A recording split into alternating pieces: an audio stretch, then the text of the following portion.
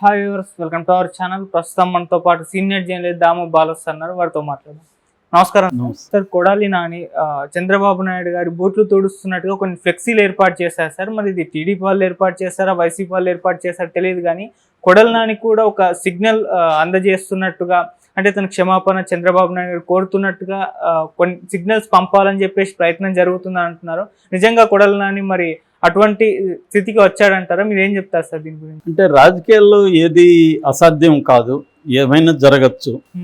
బద్ధ శత్రువులు ఉండేవాళ్ళు కలిసిపోయిన సందర్భాలు అనేకం చూసాం. నిన్నటి వరకు బండబూతులు తిట్టుకొని మరుసటి రోజు చెట్టాపట్టాలు వేసుకొని తిరిగిన వాళ్ళని చాలామందిని మనం చూసాము. కాబట్టి అంతెందుకు, షర్మిల మన రేవంత్ రెడ్డి ఉన్నారు కదా, ఒక దొంగకి ఇచ్చారు కాంగ్రెస్ వర్గాలు, రేవంత్ రెడ్డి ఒక దొంగ అని మాట్లాడింది. మళ్ళీ అదే షర్మిల వాళ్ళ ఇంటికి వెళ్ళి ఆయన్ని ఆహ్వానించింది. తర్వాత వాళ్ళిద్దరూ ఒకటైపోయారు. ఒకే పార్టీలో 2 రాష్ట్రాల్లో ఆమె పిసిసి అధ్యక్షురాలు అయితే ఇక్కడ ఈయన సీఎం అయ్యాడు. కాబట్టి ఈ రాజకీయాల్లో అంటరానితనం అనేది ఉండదు. రెండోది, పర్మనెంట్ స్నేహితులు కానీ పర్మనెంట్ ఎనిమీస్ కానీ రాజకీయాల్లో ఉండరు. సో ఎవరితోనైనా కలవచ్చు, ఏమైనా జరగచ్చు. అలాగా తీసుకున్నప్పుడు ఇప్పుడు కొడాలి నానిది ఎందుకు వచ్చిందంటే, సడన్గా ఫ్లెక్సీలు అక్కడ వచ్చాయి. ఆ ఫ్లెక్సీల్లో ఏంటంటే కొడాలి నాని చంద్రబాబు కాళ్ళు తుడుస్తున్నట్టుగా ఉంది, బూట్లు తుడుస్తున్నట్టుగా. అంటే ఎందుకు పెట్టారు ఇది అనుకున్నప్పుడు, కొడాలి నాని ఒక రాయబారం పంపించాడని చంద్రబాబుకి, నేను మీ కాళ్ళు పట్టుకుంటాను, నన్ను క్షమాపణ అడుగుతాను, నన్ను మన్నించండి అని అన్నట్టుగా మనకు తెలుస్తుంది. సో దానికోసమే వీళ్ళు ముందుగానే ఇది పెట్టారు. అంటే రేపొద్దున ఇది జరగచ్చు అన్నట్టుగా వీళ్ళు పెడుతున్నారని. సో జరగచ్చా లేదంటే పాజిబుల్ అంటే, కొడాలి నానికి ఆల్రెడీ మనం చూసాం, ఆయనకి అంత ఆరోగ్యం కూడా బాగాలేదు. పైగా ఇదే నా చివరి ఎన్నికలని కూడా అన్నాడు. సో ఇంకా రాజకీయాల్లోనే ఉండొద్దు అనుకున్న మనిషి కాంప్రమైజ్ అవ్వదామని అనుకుంటాడు కదా, ఎందుకంటే ఆరోగ్యం బాగాలేదు. రేపు ఖచ్చితంగా ఆయన్ని వీళ్ళు జైల్లో పెడతారు. సో జైల్లో పెట్టచ్చు, కొంత హార్ష్గా కూడా పోలీసులు రేపు డీల్ చేయొచ్చు. ఆల్రెడీ ఇప్పుడు త్రిపులార్ని రఘురామకృష్ణరాజుని డీల్ చేస్తారనేది విమర్శలు వచ్చాయి. కాబట్టి ఈయన కూడా కొంత హార్ష్గా రేపొద్దున వీళ్ళు అదే పని చేస్తారు కదా, నీవు నేర్పిన విద్య నీరజాక్షలాగా అదే పని వీళ్ళు చేస్తారు. వీళ్ళు కూడా ఫ్రైడే నైట్ ఎప్పుడు ఆయన అరెస్ట్ చేస్తారు, అరెస్ట్ చేసి ఒక 2 రోజులు ఎక్కడో పెట్టుకుంటారు, సడన్గా మిస్ అయ్యాడు అంటారు. ప్యాకాట దాంట్లోనో లేదా క్యాసినోనో ఏదో ఒక కుంభకోణంలో ఆయన ఇరికిచ్చి హార్ష్గా డీల్ చేసే అవకాశాలు ఉన్నాయి. దాని తర్వాత ఆయన్ని జైల్లో పెడతారు. చంద్రబాబు కంటే వ్యవస్థల్లో ఆయనకున్న పట్టు వేరు. జగన్ అలాగే చేయగలడా? జగన్ అర్ధరాత్రి జడ్జి దగ్గరికి కేసు వెళ్ళేట్టుగా చేయగలడా? మరుసటి రోజు మార్నింగ్ లోపల బెయిల్ తీసుకుని బయటికి తీసుకురాగలడా? అవన్నీ జగన్ చేయలేడు. చంద్రబాబు అంటే చేయగలిగాడు. చంద్రబాబు అసలు జైల్లో పెట్టనేయకుండా చూసుకున్నాడు. త్రిపులార్ విషయంలో కూడా చూసాం మనం, అర్ధరాత్రులంతా సుప్రీంకోర్టులు హైకోర్టు జడ్జిలు వాళ్ళ ఇళ్ళ కాడ కూడా కేసులు చూసేవాళ్ళు. సో చంద్రబాబుకు ఉండే వ్యవహారం వేరు, జగన్కు ఉండే వ్యవహారం వేరు. అందువల్ల కొడాలి నానికి కూడా ఇవన్నీ తెలుసు. కాబట్టి రేపు మనం ఏమన్నా లోపలికి వెళ్తే జగన్ సేవ్ చేయలేడు, మనం ఇబ్బందులు పడాలి, మళ్ళీ మన ఫ్యామిలీ ఇబ్బందులు పడాలి. కాబట్టి దీనికంటే ఏదో ఎవడికి తెలుసు, పోతే పోయింది, మనం చంద్రబాబుని సరెండర్ అయిపోయి ఆయన కాళ్ళు పట్టుకుంటే పోతుంది కదా అనేది ఉండొచ్చు. ఎందుకంటే కాళ్ళు పట్టుకోవడం, జుట్టు పట్టుకోవడం అనేది రాజకీయ నాయకులు పెద్ద సమస్య కాదు. అందితే జుట్టు పట్టుకుంటారు, అందకపోతే కాళ్ళు పట్టుకుంటారు. అది తప్పదు, అది వాళ్ళు ప్రిపేర్ అయి ఉంటారు మానసికంగా. కాబట్టి అంటే నేను ఆయన ఇవన్నీ చేస్తాడని చెప్పట్లేదు, పాజిబుల్ కాదా అనేది మాత్రం డిస్కస్ చేస్తున్నా. ఆయన కాకపోతే చాలామంది అలాగే ఉండేవాళ్ళు ఉంటారు రాజకీయాల్లో. ఆయన చేస్తాడా లేదనేది మనకు తెలియదు. చేయకుండా ఆయన ఎదుర్కోవచ్చు. నన్ను జైలుకి పంపిస్తే నేను వెళ్తాను అని చెప్పచ్చు.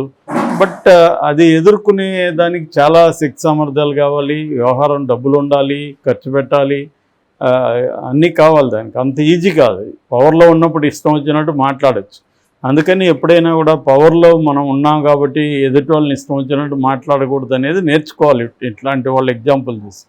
అటు ఆల్రెడీ ఆమె హాస్పిటల్ నుంచి ఏదో వీడియో చేసింది రోజా, వీళ్ళకందరికీ ఇప్పుడు ఖచ్చితంగా ఉంటుంది. ఎందుకంటే విపరీతంగా వీళ్ళు రెచ్చిపోయి వ్యక్తిగత స్థాయిలో కొడాలి నాని చంద్రబాబుని ఎంత ఘోరంగా మాట్లాడారో మనం చూసాము.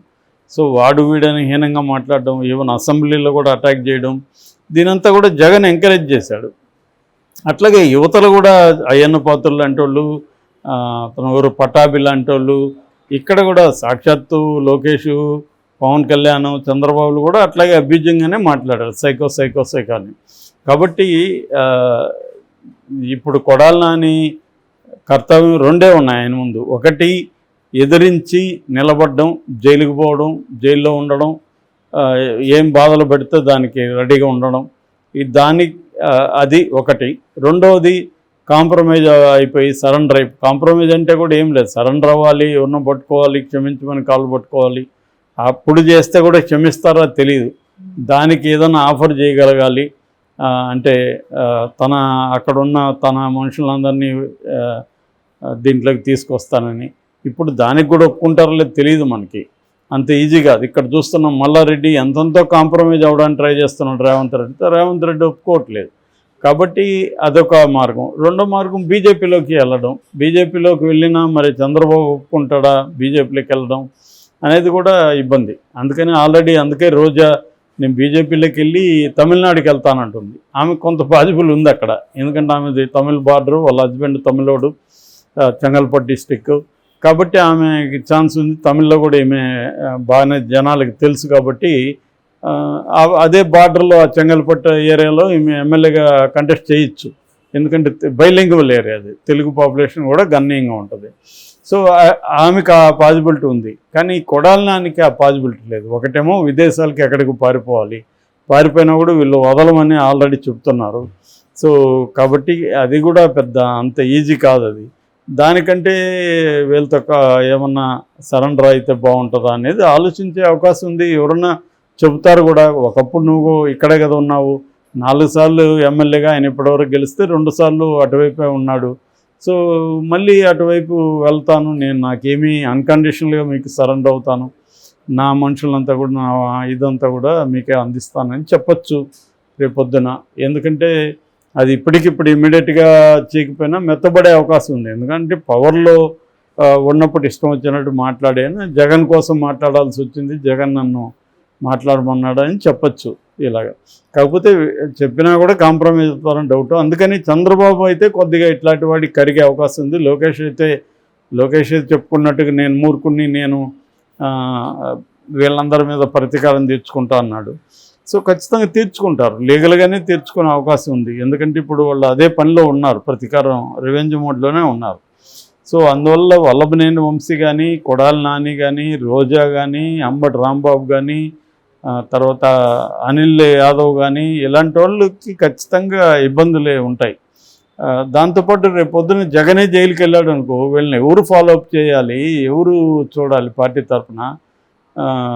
విజయసాయిరెడ్డి నాకెందుకు అనుకుంటాడు, సుబ్బారెడ్డి ఎందుకు లేరా మనకు అనుకోవచ్చు. ఇలాగ ఎవరు ఉంటారు ఇంకా? సో ఇక్కడ అట్లా కాదు. కనీసం ఇక్కడ చంద్రబాబు జైల్లో ఉండి కూడా గైడ్ చేయగలిగాడు, జైల్లో ఉండి కూడా అందరినీ అతను లాయర్లను రోజు కలిసి మేనేజ్ చేయగలిగాడు. దాదాపు 150 మంది లాయర్లు పనిచేస్తారు అతనికి, అడ్వకేట్స్ బృందం. ఆ స్థాయి ఉందా వైసీపీలో? అంత సీన్ ఉందా? ఇక్కడ లోకేష్ వెళ్ళి ఢిల్లీలో 20 రోజుల పైన కూర్చొని లోకేష్ ఆర్గనైజ్ చేశాడు. రెండోది ఏంటంటే ఫండ్స్ ఇచ్చేవాళ్ళు, చంద్రబాబుకు 1000 కోట్లు ఇచ్చేవాళ్ళు ప్రపంచవ్యాప్తంగా ఉన్నారు. అటువంటి మెకానిజం వైసీపీకి ఉందా? సో ఇటువంటి ప్రాబ్లమ్స్ అంతా ఉన్నాయి. కాబట్టి కొడాలిలోకి ఈజీ మార్గం సరెండర్ అయిపోతాము, జగన్ మళ్ళీ 5 ఏళ్లకు వస్తాడో తెలీదు, రాకపోతే మళ్ళీ పరిస్థితి ఏంటి? సో ఇవన్నీ వాళ్ళకి ఉంటాయి, ఆ భయాలు ఉంటాయి. అందువల్ల చంద్రబాబుని ట్రై చేయరా అంటే ట్రై చేసే అవకాశం ఉంది. ఎందుకంటే అవతల జగన్తో ఉంటే వాళ్ళు పోరాడుతూ ఉండాలి, అది ఎంత మాత్రం సాధ్యం అనేది మనకి డౌట్ అన్నమాట. సో ఏదేమైనా ఈ ఫ్లెక్సీలను చూస్తే మాత్రం ఒకటి అనిపిస్తుంది ఏంటంటే వీళ్ళు జరిగే అవకాశం ఉంది అనేది. లేదు కావాలనే తెలుగుదేశం వాళ్ళు కూడా అంటే నీకు తప్ప వేరే మార్గం లేదురా అని వీళ్ళే చెప్తున్నారా, అంటే వచ్చి కాళ్ళు పట్టుకో క్షమిస్తాడని వీళ్ళే చెప్తున్నారా అనేది తెలియదు మనకు. ఏదో ఒక సిగ్నల్ అయితే ఉంటుందని అనుకుంటున్నాను. ఎందుకంటే సైలెంట్గా ఉన్నాడు. మొన్న రాళ్ళు వేసిన తర్వాత కూడా అతను పెద్దగా ఏమీ ఇది చేయలేదు. ఒకే ఒకసారి మీడియాతో మాట్లాడాడు. అప్పుడు కూడా చూస్తే బాగా హెల్త్ పరంగా కూడా బాగా వీక్ అయిపోయినట్టు కనబడుతుంది. గడ్డం బాగా పెరిగిపోయింది, చాలా ముఖంలో ఏ రకమైన కళ లేదు. ఎందుకంటే వాళ్ళకి సెక్యూరిటీ లేదు. సెక్యూరిటీ లేకుండా అటాక్స్ జరిగే అవకాశం ఉంది రేపొద్దున. ఎవరు కాపాడతారు వాళ్ళని? ఇది ప్రాబ్లం ఉంది. Okay sir, thank you so much.